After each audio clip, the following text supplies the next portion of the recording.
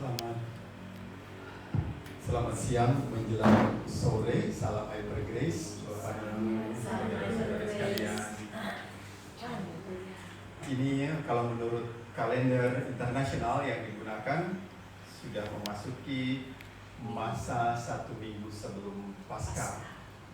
Dalam tradisi Katolik hari ini mungkin dikenal dengan istilah Minggu Daun-Daun. Kalau itu kita pelajari di Manado, kalau di luar kan namanya Minggu Palem atau Minggu Palma, memperingati peristiwa Yesus memasuki kota Yerusalem dan dikedudukan sebagai raja. Orang mengacung-acungkan menyambutnya dengan daun-daun, dan itu diperingati dalam tradisi Katolik 1 minggu sebelum.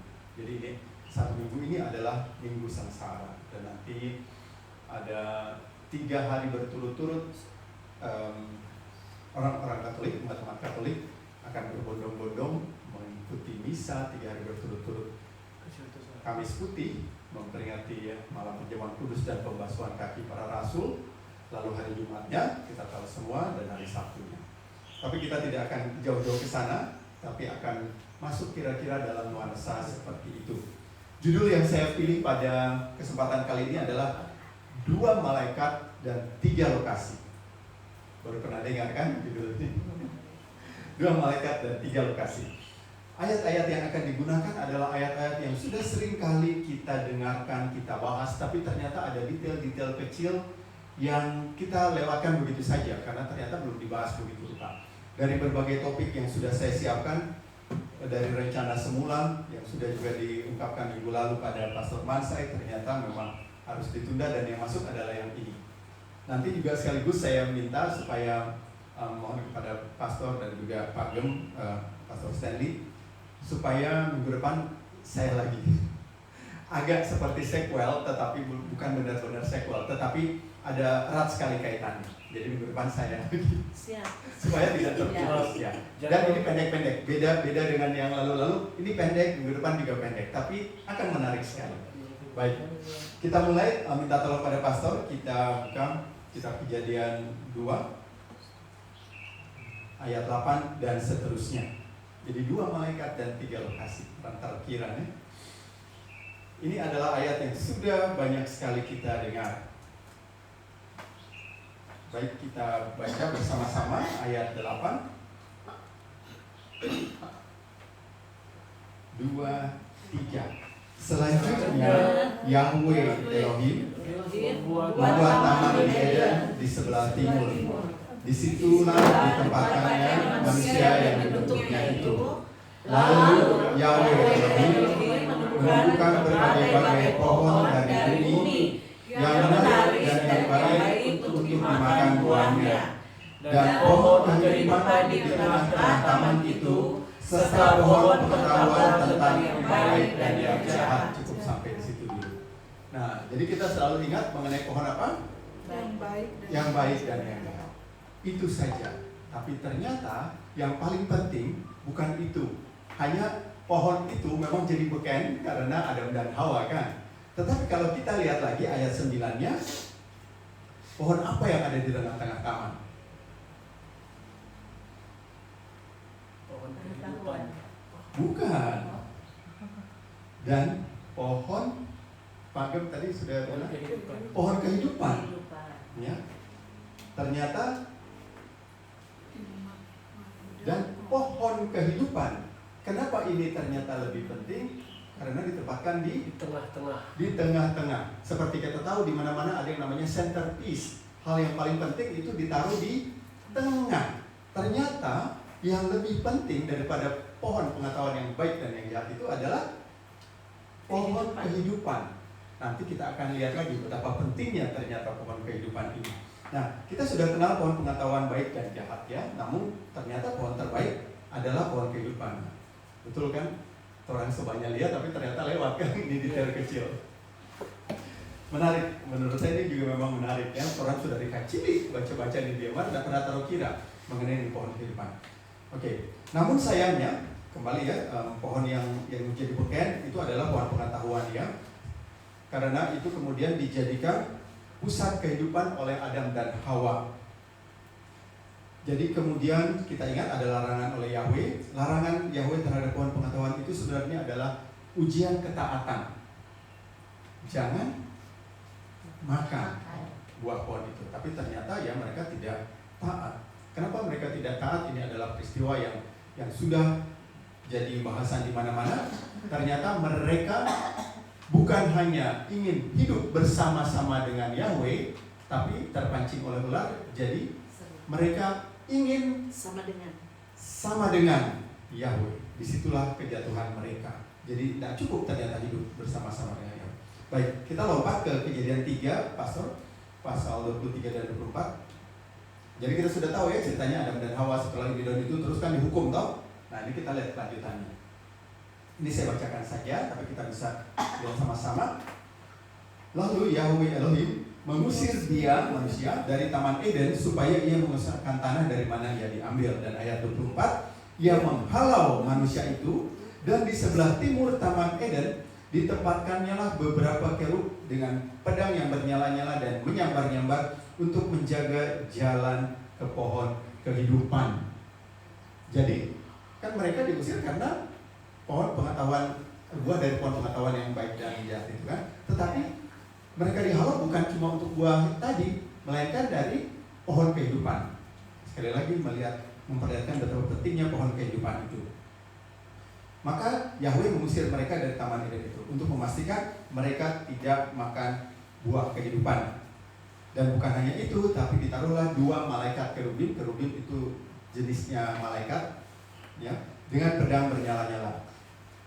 Karena jika kedua suami istri dimakan buah kehidupan dalam keadaan berdosa, maka itu akan jadi segel yang memisahkan Yahweh, mereka dari Yahweh secara abadi selama-lamanya. Kalau sampai mereka makan itu, maka ini dihalau. Jadi sebenarnya ini bukan betul-betul hukuman, tetapi itu adalah kasih karunia Yahweh yang disamarkan dalam bentuk hukuman. Seperti para orang tua masih ingat, misalnya ada mati lampu, orang taruh lilin di meja. Kok adik-adik yang masih balita mau bermain dek itu dia. Orang marah, Pak, itu adik-adik itu anak-anak kecil, orang halau. Bagi anak-anak, wah ini orang tua kok jahat, tapi bukan begitu. Tapi orang halau mereka demi kebaikan anak-anak sendiri. Jadi sebenarnya mereka dihalau dari Taman Eden supaya tidak makan pohon kehidupan itu, supaya tidak tersegel, terpisah selama-lamanya dari kasih karunia Yahweh, kasih karunia Allah. Jadi seperti itu. Jadi itu adalah bentuk kasih karunia ya. Nah, jadi jalan manusia kepada Yahweh intinya, ini pesannya ya, ini TKP pertama, kan kita bilang 3 lokasi toh, ini TKP pertama ya di Taman Eden. Jadi intinya, orang ingat baik-baik, jalan manusia kepada Yahweh itu dihalangi. Ya, dihalangi oleh siapa? Oleh kerubim, malaikat. Kerub itu ternyata single, kalau sudah jadi kerubim jadinya jamak, jadi banyak, lebih dari 1. Kita anggap di sini ada 2 malaikat. Karena judulnya 2 malaikat, bukan rombongan malaikat. Kan judulnya 2 malaikat 3 lokasi. Jadi ini 2 malaikat, ini TKP yang pertama. Jadi jalan Yahweh menaruh bukan malaikat biasa ataupun malaikat agung seperti Mikael, melainkan kerubim. Saya kasih intermezzo di sini. Saya bukan ahli permalaikatan. Mereka jenisnya adalah malaikat, tetapi ternyata tugasnya beda-beda. Jadi orang tahu ada malaikat, ada seraf atau kalau jamak jadinya serafim, ya, dan ada kerubim. Ternyata ini cuma tugasnya yang berbeda-beda. Tidak ada pengkasaan, tetapi tugasnya berbeda-beda. Yang malaikat ini ternyata lebih pada menyampaikan pesan. Gitu. Nah, kerubim itu ternyata tugasnya, mereka posisinya lebih dekat kepada Yahweh, kepada Allah Bapa, kepada Yesus Kristus. Itu tugasnya menjaga kedaulatan mereka. Makanya ini ditaruh kerubim, karena tidak bicara-bicara, orang jaga, gitu, menjaga kedaulatan. Nah, seperti itu ya. Jadi Yahweh menaruh bukan malaikat biasa ataupun malaikat agung seperti Mikael, melainkan kerubim. Perhatikan bahwa kerubim hanya 2 kali muncul di seluruh Taurat. Ini yang pertama di perikop ini. Lalu yang kedua ada di mana? Kalau ada yang boleh ingat, di Taurat ya. Kata kerubim muncul di mana lagi? Di mana? Betul sekali, menjaga tabut perjanjian. Lebih tepatnya di atas tabut perjanjian ya. Itu tepat sekali. Jadi di sepanjang Taurat hanya muncul 2 kali. Dan itu adalah TKP yang kedua. Mari kita meluncur ke sana. Kita baca dari kitab Keluaran, Pastor tolong, Keluaran 25 ayat 18 sampai 22 saya bacakan ya. Jadi ini sudah 2 TKP. Baik, teman-teman boleh mengikuti, saya bacakan supaya cepat ya. Dan haruslah kau buat 2 kerub dari emas. Kau buatlah itu dari emas tempaan pada kedua ujung tutup pendamaian itu. Buatlah 1 kerub pada ujung sebelah sini dan 1 kerub pada ujung sebelah sana. Seiras dengan tutup pendamaian itu kamu buatlah kerub di atas kedua ujungnya. Kerub-kerub itu harus mengembangkan kedua sayapnya ke atas, sedang sayap-sayapnya menudung tutup pendamaian itu, dan mukanya menghadap kepada masing-masing. Kepada tutup pendamaian itu haruslah menghadap muka kerub-kerub itu. Kita orang sering kan lihat gambarannya ya. Ada yang sayapnya panjang sekali atau yang sayapnya pendek, tidak apa-apa, tapi intinya tetap sama seperti yang mengikuti ayat-ayat ini. 21, haruslah kau letakkan tutup pendamaian itu di atas tabut, dan dalam tabut itu engkau harus menaruh loh hukum yang akan kuberikan kepadamu. Apa saja selain loh batu yang isi dari tabut perjanjian? Masih lagi tongkat Harun. Bukan tongkat Musa. Tongkat Musa sudah tahu di mana. Hanya Bapak saya kan waktu itu. Dia jaga angka-angka itu waktu itu. Oke. Selain itu yang ketiga apa? Mana? Roti mana ya. Oke. Di sini kita hanya akan fokus pada loh batu. Oke. Lulus semua kan sekolah minggu. Oke. Nah, perhatikan ayat 22. Pastor boleh di-highlight. Ini ayat 22 adalah ayat kunci. Ayat 22. Saya bacakan. Dan di sanalah aku akan bertemu dengan engkau, dan dari atas tutup pendamaian itu, dari antara kedua kerub yang di atas tabut hukum itu, aku akan berbicara dengan engkau tentang segala sesuatu yang akan kuperintahkan kepadamu untuk disampaikan kepada orang Israel. Jadi, apa yang menarik di sini? Yang menarik adalah bagian sini.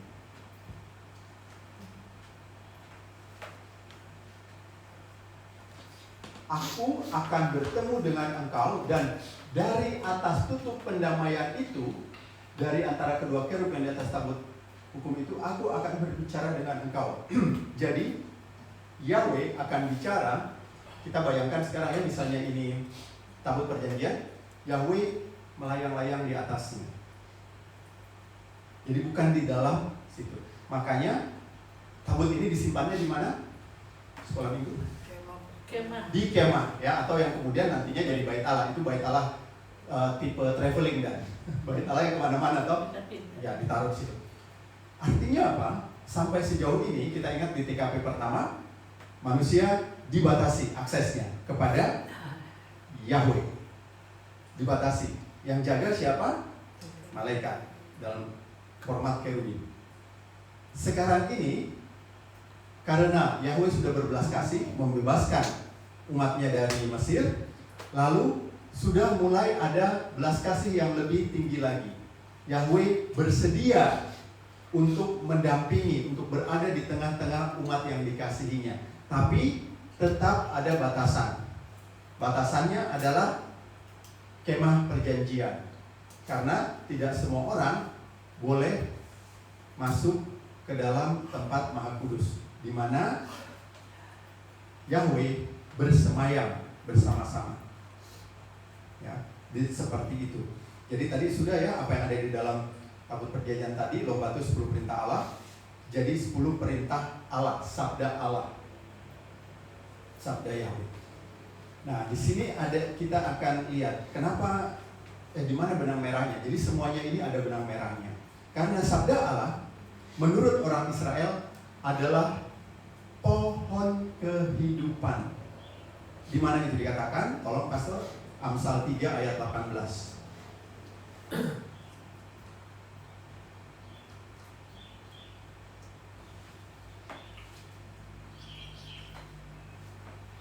Saya bacakan.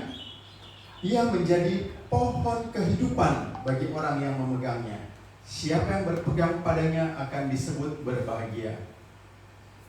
Mari kita renungkan sejenak saja. Firman Yahweh, firman Allah, firman Tuhan disebut pohon kehidupan.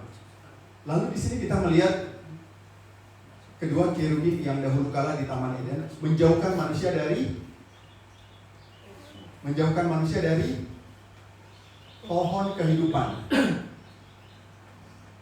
Ya kan? Ini benang merahnya nih, menjauhkan manusia, kan itu ditaruh kerub supaya manusia tidak makan dari buah dari pohon kehidupan. Jadi dibatasi di sini. Tetapi di sini kita melihat kalau dulu waktu di Taman Eden di TKP yang pertama, kerubim itu menjauhkan, malaikat menjauhkan manusia dari pohon kehidupan. Sekarang menjaga tabut perjanjian yang berisi sabda Tuhan alias pohon kehidupan. Ya, sudah dekat, sudah lebih dekat dengan umatnya, tetapi tetap dijaga. Yang dijaga itu siapa? Pohon kehidupan. Perbedaannya di mana? Perbedaannya adalah dahulu kerubim ini menjauhkan manusia dari pohon kehidupan, tapi sekarang kerubim ini mengajak manusia untuk kembali ke pohon kehidupan, walaupun tetap ada batasannya. Nah, bagaimana caranya? Melalui sabda Yahweh sendiri yang disimbolkan melalui juga loh batu 10 perintah Allah. Sampai di sini juga sebenarnya sudah keren ya sebenarnya. Karena ini menyikapkan apa yang sudah sering kali orang baca-baca tapi ternyata agak lewat. Ini cuma sudut pandang yang berbeda. Tapi akan lebih keren lagi kalau kita pergi ke TKP berikutnya atau lokasi yang ketiga. Ya, jadi seperti janji saya, ini cuma pendek saja tapi sangat menarik.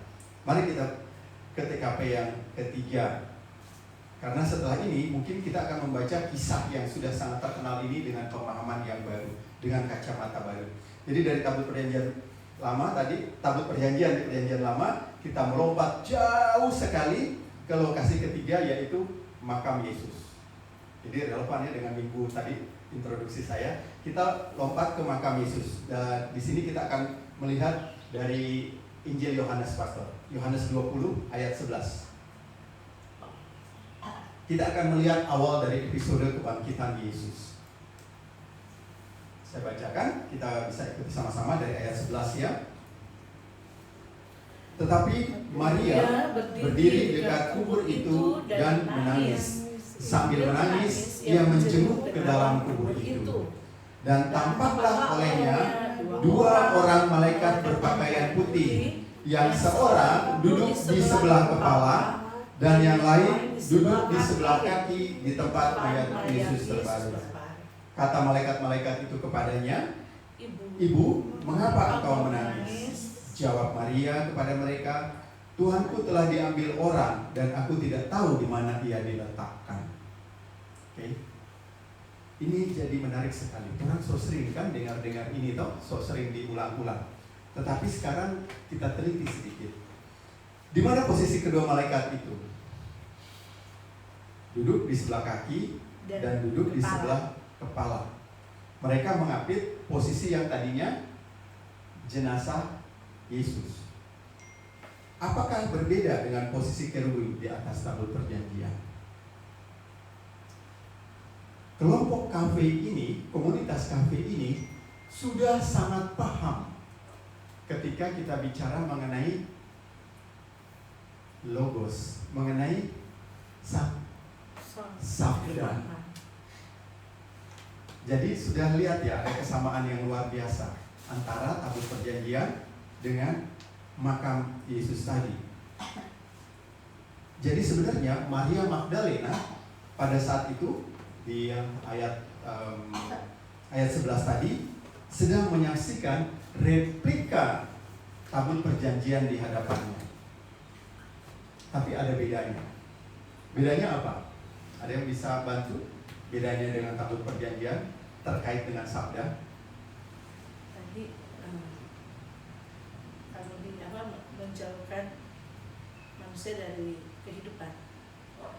Oke, itu nanti maknanya. Tetapi bedanya secara fisik apa? Antara keadaan tabut perjanjian terkait dengan sabda, lalu dengan makam Yesus. Kan tadi saya nyatakan bahwa peristiwa di makam Yesus yang sedang disaksikan oleh Maria Magdalena ini seakan-akan replika dari tabut perjanjian. Malaikatnya oke sama, sudah mengapit sebelah kiri, sebelah kanan. Itu sama. Bedanya di mana? Beda jahat. Bedanya di dalam tabut perjanjian berisi apa? 2 loh batu masih ada. Di makam Yesus loh batu atau sabdanya itu di mana? Enggak ada. Ada di belakang. So hilang. Nah kita lihat di sini, so hilang. Kok hilang pergi kemana? Oke kita lihat. Iya kan pertanyaannya itu toh, hilang pergi kemana? Ya. Jadi tubuh Yesus, sang sabda, sang pohon kehidupan. Saya sambil merinding ya. Kan orang bilang logos toh.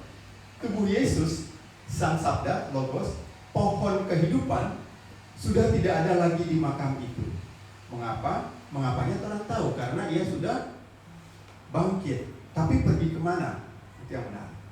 Jadi Yesus, sabda Tuhan, pohon kehidupan, hadirat Allah yang pada penampakan pertama kerubim di Taman Eden dihalangi dari kehadiran manusia oleh malaikat itu, lalu karena kasih karunia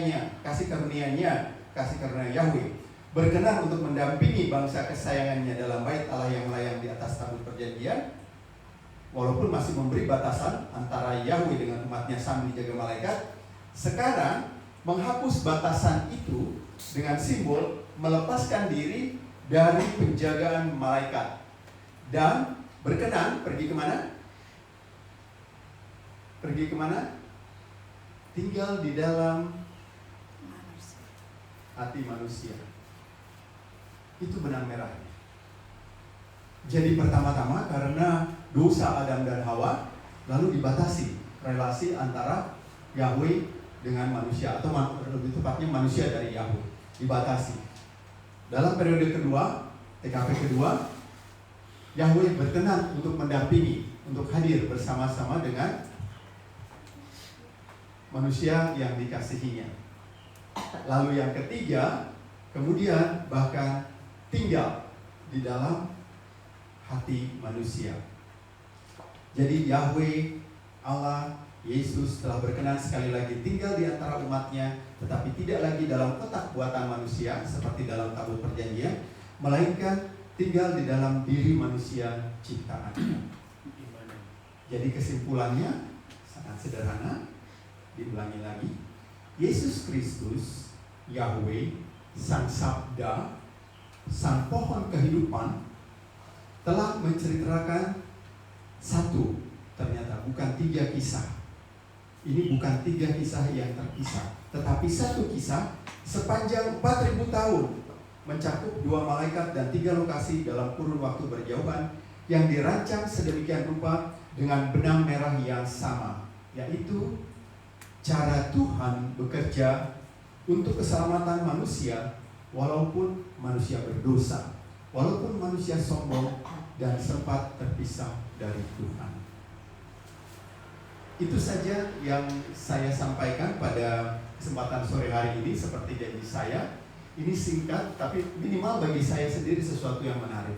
Ternyata 3 kisah tadi yang nampaknya terpisah ternyata merupakan satu kesatuan. Satu kesatuan. Judulnya hanya dibuat lebih menarik, yaitu 2 malaikat, 3 lokasi. 3 ya, 1, 2, 3. Jadi jadinya lebih menarik, kelihatannya seperti itu. Jadi ternyata memang kembali seperti apa yang selalu diulang-ulang dan diingatkan oleh Pastor Jerry, bahwa tidak ada yang kebetulan dalam setiap apa yang tertulis dalam kitab suci. Dan nanti minggu depan saya janjikan kita juga akan melihat perikop ataupun nats yang sudah seringkali kita lihat, kita baca bersama-sama, kita renungkan bersama-sama, tapi dari detail yang agak berbeda. Karena kembali lagi ternyata tidak ada yang kebetulan, segala sesuatunya amat sangat luar biasa, sudah dirangkaikan selalu sejak awal sampai akhir.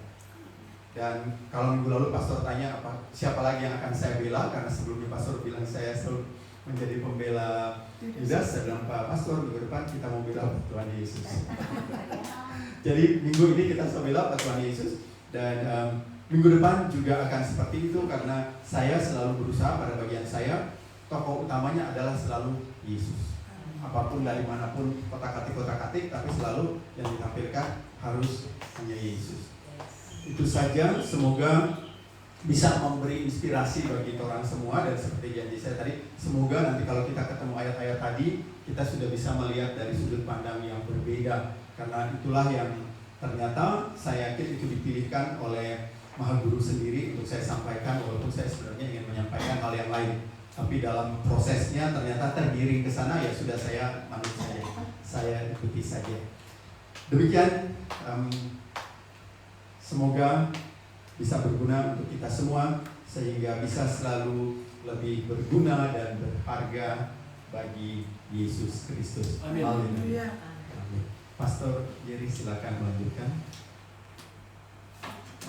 Iya, luar biasa Pak Erik sudah memberikan rangsangan untuk kita, sehingga kita akan lebih mampu melakukan Paskah Yesus Kristus yang mungkin awal bulan depan ya. Awal bulan depan kita akan ikuti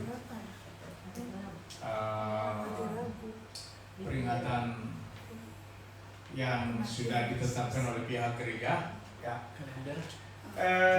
Kita menghargai apa yang sudah ditetapkan oleh pihak gereja, tetapi kita juga harus tetap belajar, ya, harus tetap belajar supaya kita waspada ketika ada yang